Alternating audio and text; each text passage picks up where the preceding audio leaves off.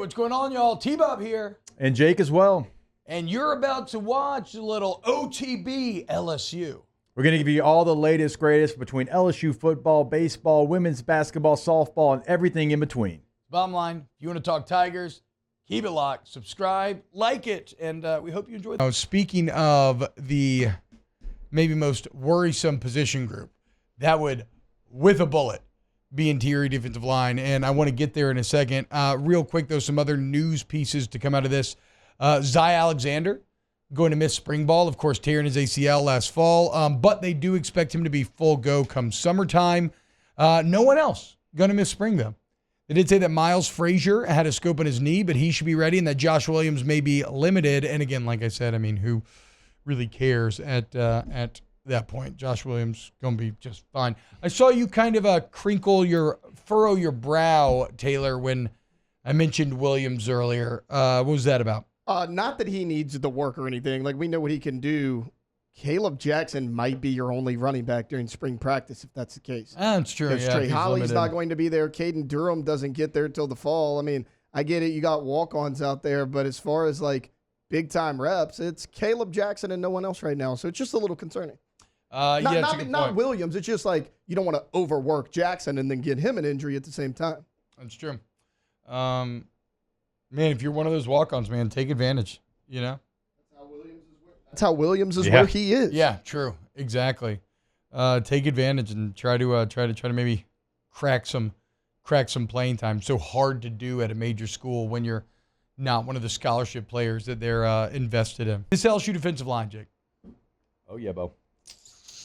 Defensive tackle. We're just talking interior here. I don't think I'm exaggerating. Thinking back at all my time covering LSU, I don't know that I've seen a worse position group. And I don't necessarily mean from a talent standpoint, right?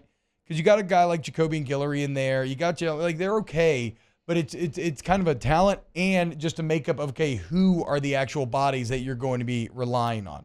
Like, the only groups that maybe come close are that one linebacker year where you hadn't recruited a linebacker in like 2 years around 2015, but even then I think you still had good frontline starters. Like, I don't know, Taylor, you're kind of nerdy about this stuff. I don't know about you, Alondra, your historical knowledge of like LSU depth, but I just don't. Here it is. Let's just get into it.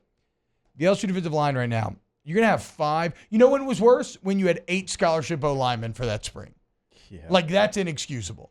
But this is not very excusable either.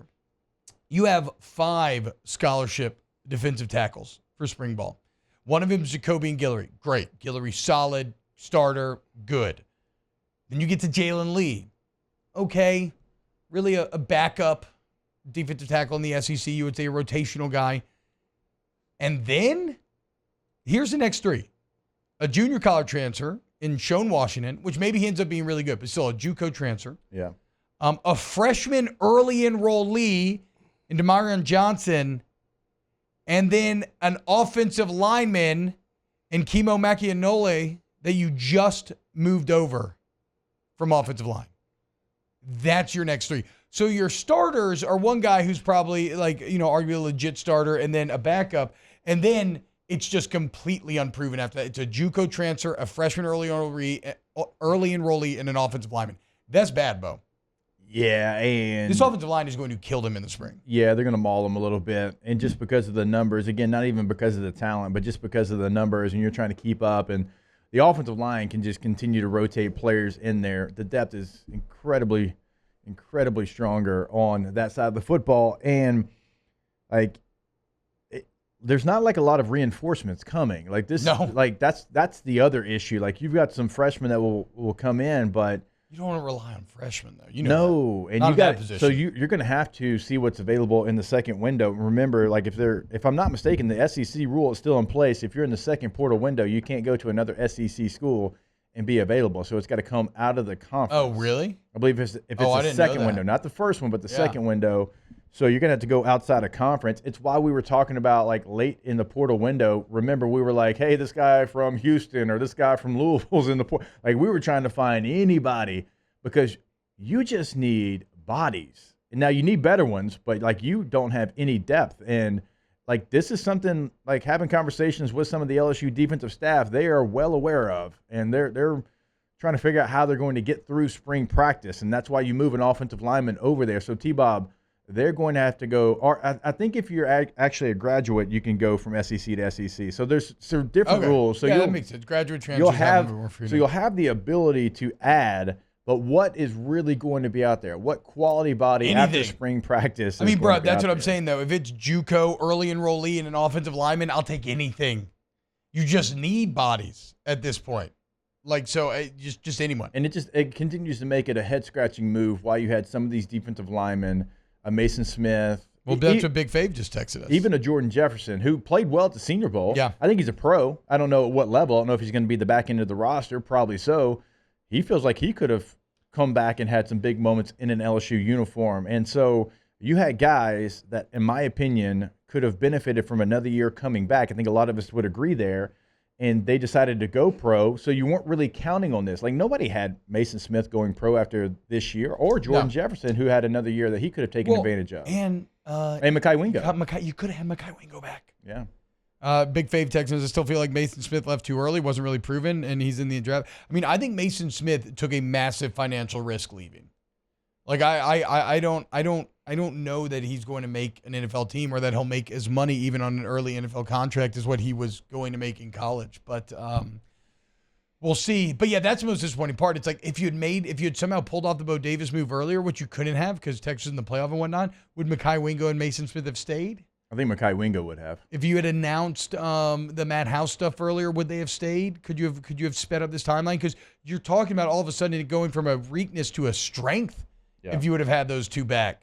And how about if you're Bo Davis? You had Tavondre Sweat and Byron Murphy, and now you've got this crew. Oh, but you're paid $1.5 million, so you better be good. You know, it's like, what?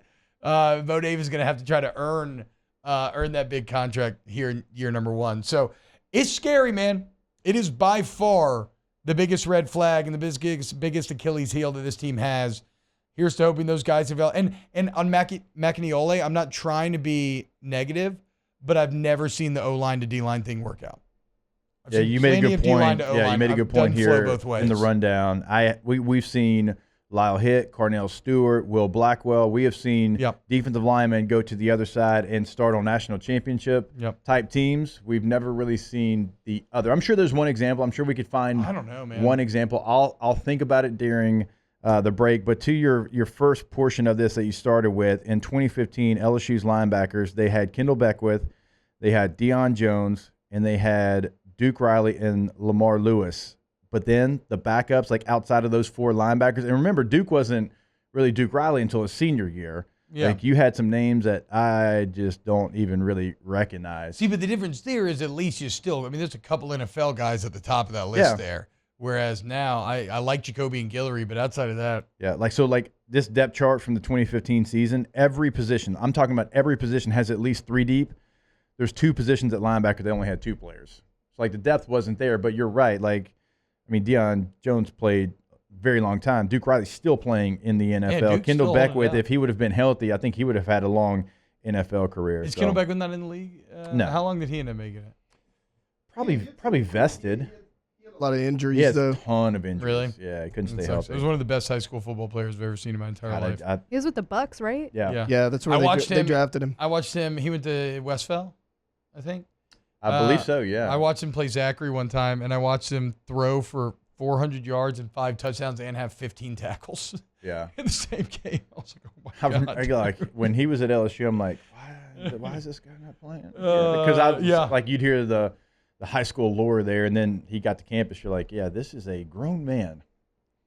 So I don't know. Here's to hoping that Bo Davis, look, you paid $1.5 million. Like, nobody's going to feel bad for you. You got to figure out a way to do it. But, man, it's going to be a challenge. I know we're up against the clock. Could you move somebody from edge to defensive tackle? Yeah, they did talk about that. They said, who was the other name? Right? He mentioned Ahmad Bro, but that's concerning to me. He's 255 pounds. Ew. So think about how bad it is right now to where you're like, hey, this guy at 255, he's going to have to slide down. Yeah, he's great edge strong, player. For sure. I mean, I watch him play, man. His hands are just boom. I hit you in the chest, and that's probably one of his strengths. But 255. Just put Harold Perkins there, dude. Yeah. All right. Savion could kick down, I think, before anybody. I mean, Perry he's a big body. Perry Shan's 285 at defensive That would end. be He could kick down as well. Going to have to play. Wow, Jake, what incredible takes. I mean, those guys, they're just the best. I think so. And if you think so, again, hit the like button, subscribe, ring the bell so you get notifications when we post every single day here on OTB LSU.